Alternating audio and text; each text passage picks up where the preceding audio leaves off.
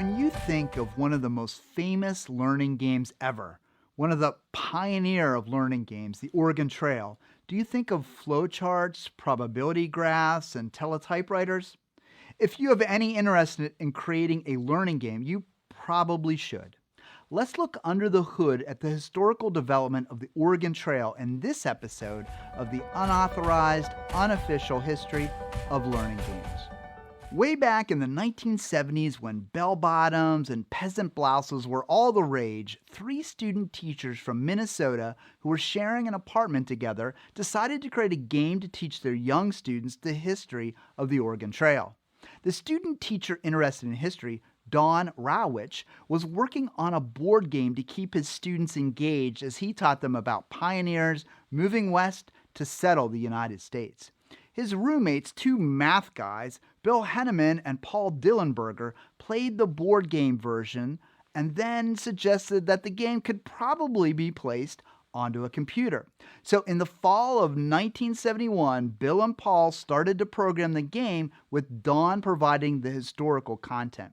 And they needed to do it quickly because Don was going to be teaching the topic in 2 weeks. Back then, in 1971, computers were a little different than the devices we carry in our pockets today. They were huge mainframes that were so often so large they occupied an entire room and were typically in a far-off enclosed space. These mainframe computers required access via a teletypewriter and a really awkward form of a modem called a dial-up acoustic coupler.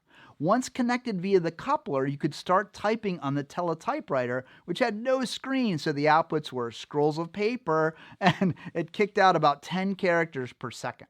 So Paul and Bill spent many nights after teaching in the school's computer room, which they described as pretty much of a small closet with two student-sized chairs. They also brought the teletypewriter home with them on a few occasions over the weekend, to get the work done. The teletypewriter and the original board game were important elements to help the team prototype the game for the computer version.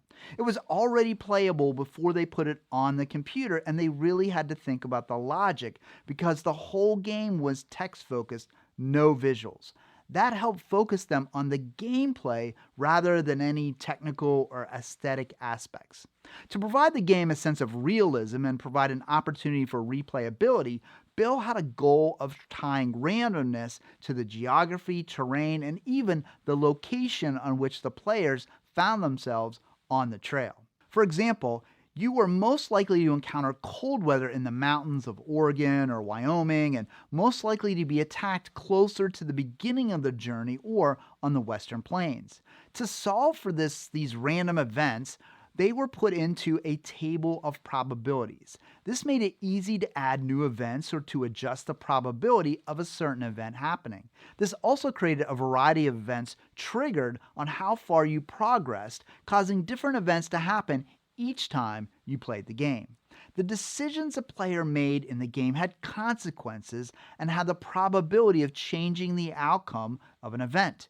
If you eat a lot or eat a little, something might be different. If you went fast or slow, it would be different. If you stopped at a fort or how much money you decided to bring with you or spend, all these items impacted what happened to you as a player. What made the probability chart so important is that since the Oregon Trail is a turn-based resource management game, at the beginning of each turn, you were able to see your status of how many supplies you had remaining, what was going on. You could then make decisions from there that impacted. Paul Rawich, in his 2017 Game Developers Conference address, provided a great image showing what he called the Oregon Trail General Model, which is reproduced here. The model shows the basic flow of the game. It's wonderful both in its simplicity and in its sophistication. The model shows the first element, which is the system totals up what your resources are and then asks you to choose a strategy, such as stop at a fort, eat a lot or eat a little, and then you got to the events, which were things like you broke a wagon wheel or a snake bite or a hailstorm, dysentery, and then the player needed to react. The beauty of the Oregon Trail game is that the strategies and events were based on the probability charts we discussed earlier. One chart shown by Rowich at the 2017 GDC conference was where he talked about the probability of meeting riders on the trail. The x-axis of the chart was the number of miles, the y the probability 0 to 50%. You'll notice that the probability of meeting riders was highest around 400 miles on the trail. Each turn was actually quite complicated in that many different events could happen, all based on probabilities. These were documented by Rowich after the game was programmed in several flowcharts. Here's one showing part of what could happen during a player's turn. So by the end of 1971, their student teaching was over. So the group simply removed the program from the school's mainframe computer, and then they went on their several different ways. However, one thing they did do was print out a copy of all 800 lines of code, just in case they might need it in the future or for whatever reason. And this turned out to be a great idea. A few years later, in 1974, Paul Rowich went to work for the Minnesota Educational Computing Consortium, just known as MEC.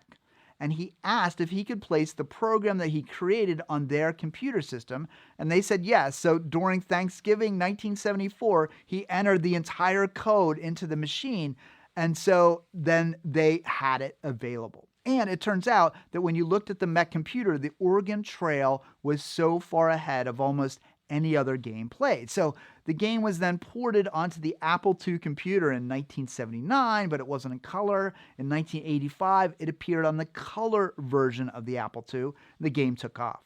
The game was appealing because it was immersive. It immersed the students in the story of traveling to the West. It gave students autonomy where they can make their own decisions. And it was the first computer game many of the students had ever played.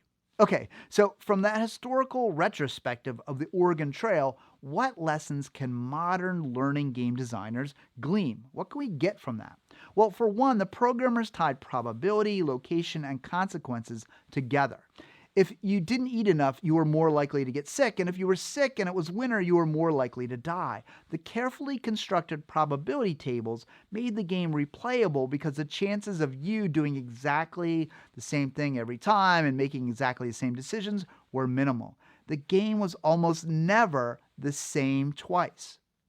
If you want to have replayability, think carefully about the event and actions that occur in your game and make them more or less probable based on elements that matter in your game. In the Oregon Trail game, probability was highly correlated with miles traveled, but your game may have another measure on which to anchor probability. So create those probability tables. Second, make the experience immersive. The whole thought of traveling across the country was intriguing to those young students, and placing them into that situation where they needed to make decisions that dictated their success or failure was highly engaging.